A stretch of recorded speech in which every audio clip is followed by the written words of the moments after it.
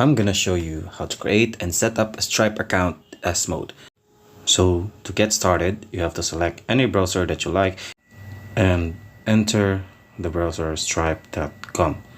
So once you get to the website, it will redirect you to their homepage, which is this one. So after this, you just have to scroll down and locate the start now, where you can put email address. You just click start now.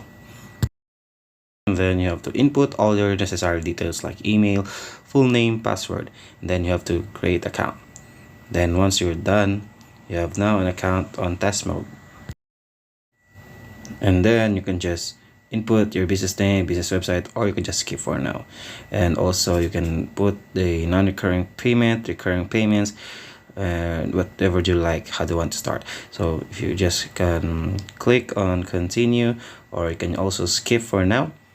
Then after that, you already have your account. So if you want to go to live account, you just have to input all the details here, just like choose to how to access payments or verify your business. Also, they will send you an email for your verification process. Then once you've verified your account, verified your business and everything, you can now go to live account. And that's how you create your Stripe account test mode.